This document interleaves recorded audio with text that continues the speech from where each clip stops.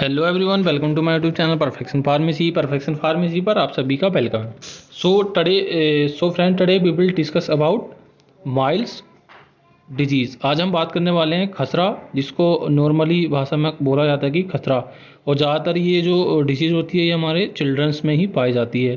कभी कभी rare case में ये अडल्ट में या ओल्डर में भी देखी जाती है।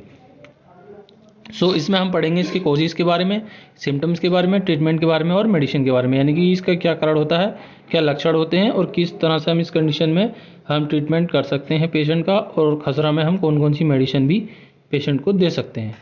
इन सभी टॉपिक पर वन बाय वन हम आगे बात करने वाले हैं इस वीडियो में। तो चलिए शुरू करते हैं इस वीडियो को बिना किसी देरी के। सबसे पहले हम जानेंगे इस डिजीज़ के बारे में। Miles is a highly viral disease that can spread rapidly transmitted by virus of the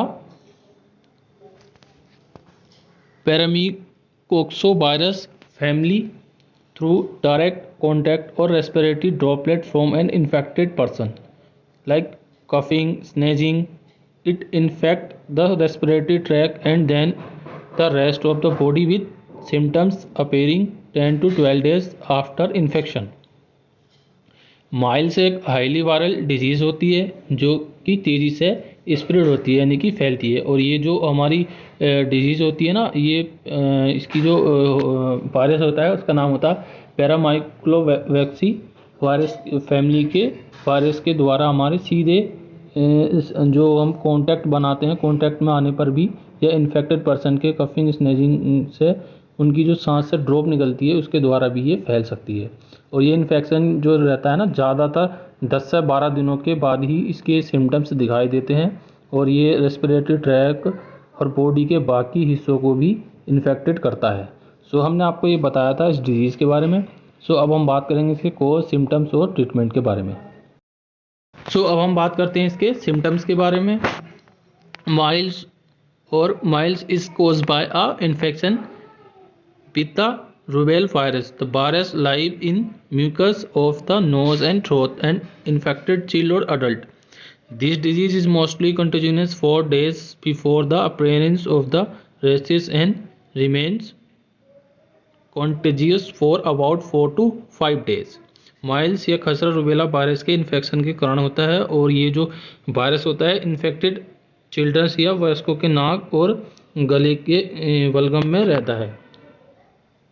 ये डिजीज़ दानों के ये जो डिजीज़ है ना, दानों के दिखने के 4 दिन पहले और ज़्यादा इन्फेक्टेड होता है, और लगभग ये 4 से 5 दिनों तक इन्फेक्शन बना रहता है बॉडी पर। अब हम बात करते हैं इसके सिम्टम्स के बारे में। तो इसमें सबसे पहले क्या होता है कि इसमें नाक बहने लगती है हमारी, ड्राई कफ यानी सूखी खांसी होने लगती है, और conjunctive eye, flu, swollen eye, yield, irritation and watery eyes, having trouble with the light, snatching red or one brown rays, coplic spots और blister on the inside of the mouth। यानी कि इसमें हमारी नाक बहती है, ड्राई कफ हो जाती है, आँख आ जाती है, और आई फ्लो हो जाता है, आँखों की पलकें सूजने लगती हैं, और आँखों में जलन और पानी भी हमारी आने लगता है। या कोई भी हमारी जो रोशनी पड़ती है ना आई पर, उससे हमें प्रॉब्लम्स होती है। लाल रंग और कत्थे रंग के हमारे चकत्ते बन जाते हैं, और भूख ना लगना, सर दर्द होना, ये बहुत सारी इसमें इसके सिम्टम्स हो जाते हैं। अब हम बात करते हैं इसमें ट्रीटमेंट की। तो इसमें हम सबसे पहले लेते हैं अजिथ्रोमाइसिन, जो कि आपको टैबलेट लेनी है 500 मिलीग्राम में, और ये आपको मार्केट में इजली डिफरेंट ब्रांड नाम से मिल जाएंगी। जैसे कि हमने तो ली है अजिथ्रल नाम से, और आप कोई भी ब्रांड नेम से ले सकते हैं। याद रहे, इसकी अगर हम डोज की बात करें तो आप इसको ज़्यादा से ज़्यादा एक दिन में 2 बार दे सकते हैं, यानी कि सुबह और शाम इस टैबलेट को आप 500 मिलीग्राम में दे सकते हैं। और कोई बच्चा चिल्ड्रंस है तो उसकी बॉडी वेट के हिसाब से, लेंथ के हिसाब से आप इसको कैलकुलेट करके डोज दे सकते हैं। और ज़्यादा से ज़्यादा 5 दिन तक कंटिन्यू टैबलेट देनी है। लैटिन टर्म की अगर हम बात करें तो डॉक्टर इसको एज अ BD भी प्रिस्क्राइब कर सकता है, सुबह शाम इस टैबलेट को दे सकते हैं।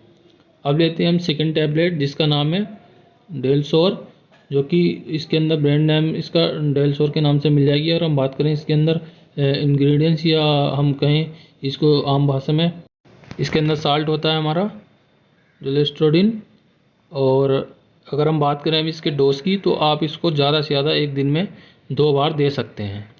एक याद रहे, आपको सुबह और शाम ये टैबलेट दे सकते हैं, और डोज आप अपने बच्चे या बड़े के हिसाब से कैलकुलेट करके अपने अकॉर्डिंग डोज दे सकते हैं। और लैटिन टर्न की अगर हम बात करें, तो आप इसको सुबह शाम यानी कि बीडी में दे सकते हैं। अब लेते हैं हम थर्ड टैबलेट, जिसका नाम है पीसी, जिसको सभी नॉर्मली जानते हैं। इसके अंदर एसिक्लोफेनक और पैरासीटामोल होता है, जिसको एसीपीसीबी के नाम से आप मिल जाएगी मार्केट में इजली। अगर हम बात करें इसके अंदर इंग्रेडिएंट्स, यानी कि इसके अंदर जो साल्ट होता है एसिक्लोफेनक एंड पैरासीटामोल के साथ कॉम्बिनेशन में आपको मिल जाएगी। अगर हम बात करें इसके अंदर डोज की, आप इसको एक दिन में ज़्यादा से ज़्यादा 3 बार यानी 3 टाइम्स दे सकते हैं, यानी कि सुबह दोपहर शाम इस टैबलेट को पेशेंट को दिया जा सकता है। अगर हम बात करें इसके लैटिन टर्म की, तो डॉक्टर इसको एज आ TDS के तौर पर भी प्रिस्क्राइब कर देते हैं टू द पेशेंट। याद रहे, आपको ये टैबलेट 3 टाइम ही देनी है, सुबह दोपहर शाम ही देनी है। अब लेते हैं हम 4th टैबलेट। अगर इसमें आपको वोमिट की कोई भी कंप्लेन अगर होती है, आप ये डोमिन के नाम से या इमिस्टेट के नाम से भी टैबलेट दे सकते हैं। अगर हम बात करें इसके अंदर डोज की, तो इसको ज़्यादा से ज़्यादा एक दिन में 2 बार दिया जा सकता है, जैसे कि सुबह और शाम, या दोपहर और सुबह, या शाम और दोपहर में भी दे सकते हैं। यानी कि आपको याद रखना है कि आप सिर्फ इसको 2 टाइम ही दे सकते हैं ज़्यादा से ज़्यादा। अगर हम बात करें इसके अंदर लैटिन टर्म की, तो इसको ज़्यादा से ज़्यादा डॉक्टर BD या ज़्यादा कॉम्प्लिकेशन होती हैं तो TDS भी प्रिस्क्राइब कर देते हैं। अब लेते हैं हम ओमेप्राजोल कैप्सूल, जो कि आपको 20 मिलीग्राम में मार्केट में इजली मिल जाएगा। अगर हम बात करें इसके अंदर इंग्रेडिएंट्स या साल्ट की, तो इसके अंदर ओमेप्राजोल के नाम से 20 मिलीग्राम में आपको मार्केट में इजली मिल जाएगा। अगर हम बात करें इसके डोज की, तो आप इसको ज़्यादा से ज़्यादा एक दिन में 2 बार दे सकते हैं। यानी कि अगर आपको गैस की ज़्यादा प्रॉब्लम्स रहती है, तो आप इसको BD भी यूज़ कर सकते हैं, यानी सुबह और शाम दे सकते हैं बिफोर द टेक मील, यानी कि खाना खाने से आधा घंटा पहले ले सकते हैं।